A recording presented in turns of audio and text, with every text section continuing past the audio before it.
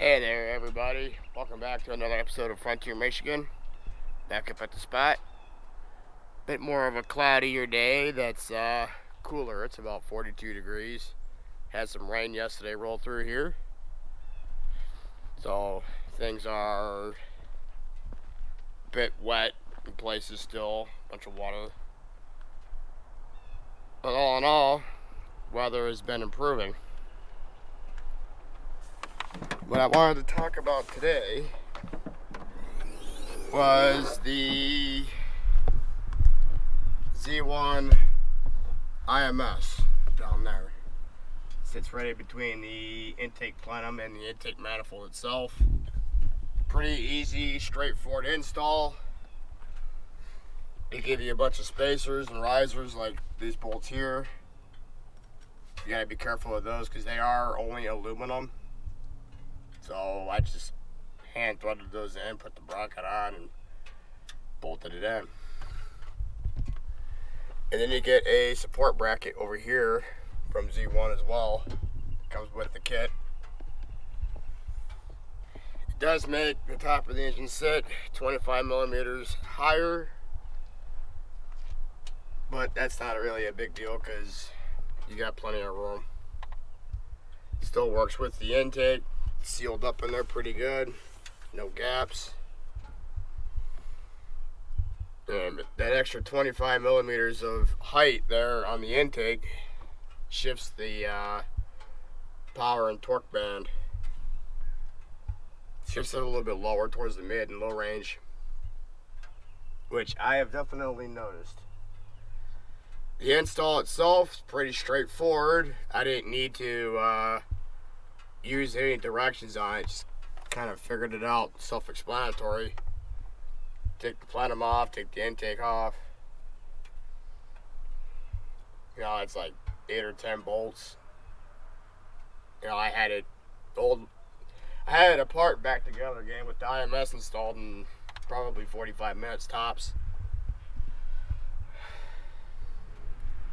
So, very, very straightforward. I like it. So far what I've noticed is that the truck has less calls for downshifts when cruising. When I go from Hillman to Alpena, it's about 22 miles before I hit the Walmart there in Alpena on 32.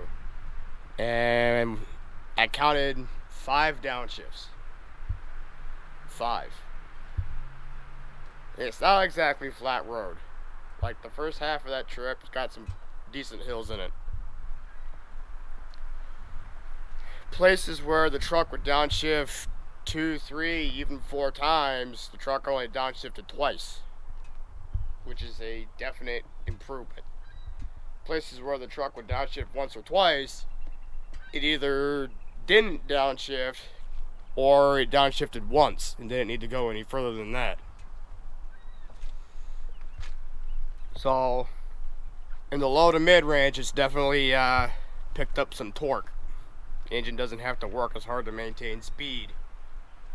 That much is evident. As far as 0 to 60 time, well, it still clocks the same 7.4 that I managed with just the exhaust. So, just kind of proof there that the intake doesn't really give you a whole lot, but a lot of that could also be the programming because these vehicles are pretty throttle limited down low. There's a lot of throttle restriction first, a little bit in second there, and then by the time you're in third, it fully lets you go. And you can feel how your truck accelerates. Like record your speedometer and tach. Watch how it accelerates from first, second, and then through third gear. And you'd be surprised that it pulls as hard, if not slightly harder, in third than it does first and second. So at this point, a tune is definitely going to be on the books. probably a June project, or probably June, because I would like to get it done before the year mark of ownership. That way I can do a 1 year review, do a fuel mileage test there at a year, get a good comparison that way. The sinuses are still bothering me, but not as bad and as drastically as it was. So there's that. Still gotta deal with the IRS. So as far as the big stuff, still can't really deal with all that yet. So there's that. So if he's expecting me to get like wheels and tires and start getting suspension right now, fortunately it's gonna have to wait. Will be this year though. Don't get it wrong. It will be this year. Just gotta delay it a little bit. And then I'm thinking if I do the supercharger, I'm gonna go level 2. And I think with the exhaust paired with the supercharger and tune, if I do the 93 octane tune, the truck should make a good solid 370-ish, somewhere in there to the wheel. Maybe a little bit more. And I'm saying that because on 93, Z1 says that a otherwise stock Frontier should make about 351 at the wheel. So with the exhaust, should be around 370. And an otherwise stock truck, Z1 and MBRP's exhaust made 19 horsepower. Mine is probably around that ballpark as well. I don't have dyno proof of that, but I do know that my exhaust performs better than the MBRP through the low and mid range, and performs similar to the MBRP up top as far as the way it pulled on a hard acceleration. So I would have to say that the power that the exhaust is giving the truck is probably in line with Z1 and MBRP setup. The intake itself, really wasn't expecting much out of the intake. You know, they say it's a peak gain of 10 wheel horsepower, but that's not like peak horsepower gain. That's not your max horsepower gain. That's peak from the lowest point to the highest point from stock to the intake. So their peak gain was 10, but I think the actual max gain is a little lower than that, somewhere around like 6.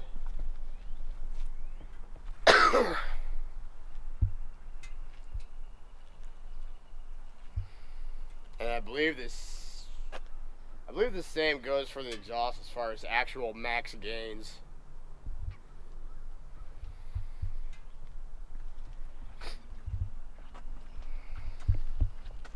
Huh.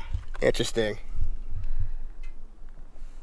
These brackets are sun fading. I might actually have to take these out and paint them.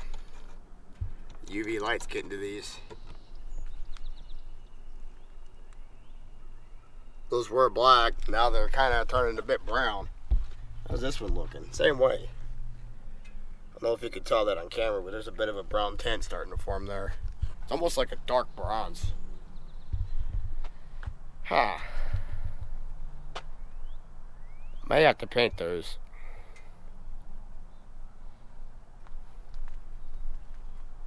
That'll be a different project down the road.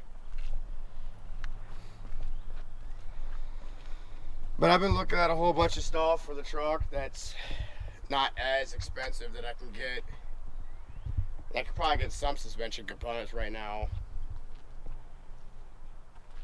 But I think the next couple purchases I'm going to be getting are definitely camera and camera gear type stuff. I need to up my mind to go with the Insta360 Ace Pro 2.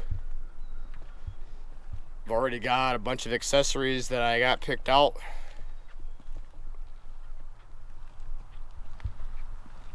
So Come payday, I'm gonna get all the accessories that I need, and the following payday, buy the camera. So if you start seeing video that's a little bit more crispy than this, a bit more lifelike, or even a little bit smoother, because for some reason GoPro does not let me record at 30 FPS at 4K with HDR. What you're seeing is 25 FPS. 30 would be a little bit better. 60 would even be better than that. But for some reason, the settings that I'm using that make the color and contrast and light as good as it is, it doesn't let me go higher than 25 for some goofy reason. So the settings are a little funky on the GoPro, at least with my Hero 12. The 13, I think they open it up a little bit more. The reason why I don't have a 13, simply because as far as video quality and resolutions and all that, there's practically no difference.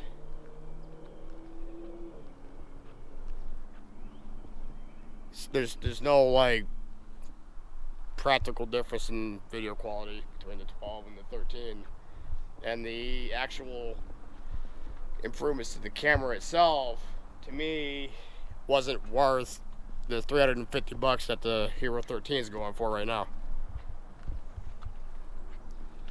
Whereas the Insta360 Ace Pro 2, I get 2 batteries, an overall better camera that performs a lot better, especially in low light, has, to me, you know, because picture quality is subjective, an overall better color palette, lighting than the GoPro for $419. It just makes sense, you know what I mean? And the battery life on this GoPro, abysmal. If you don't believe me, I started recording this at 95% battery. I'm at 77% right now. I've only been recording for 12 and a half minutes. 12 and a half minutes at 4K 30. So, yeah. Not the greatest battery life. So that tells you I could kill this battery quite quickly.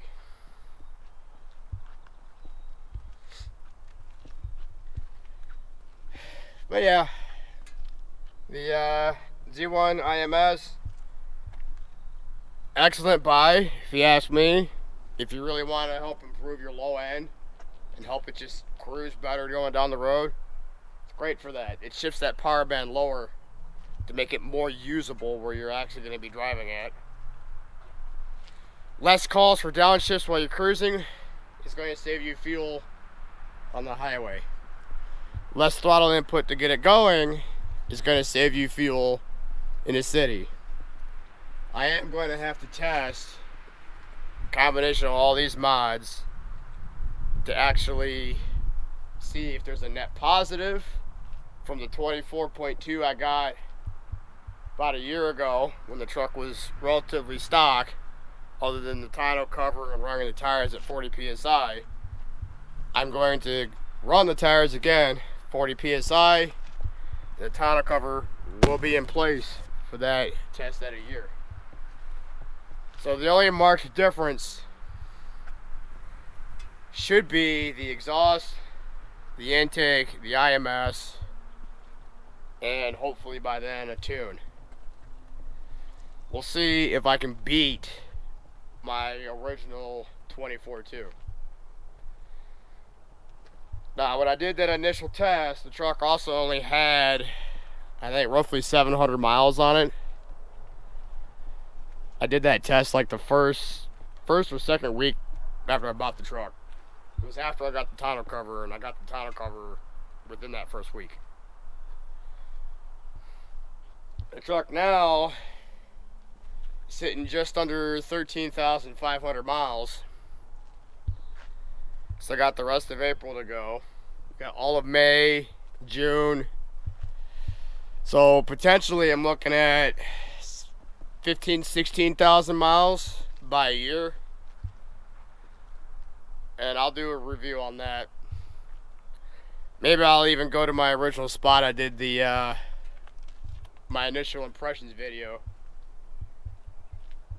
So I'm gonna get out of here. I'm gonna get something to drink. Stay safe out there. If you're living where it's still kind of cold, stay warm. If you're living where the weather's great, enjoy it, get out, explore. I'll see you next time.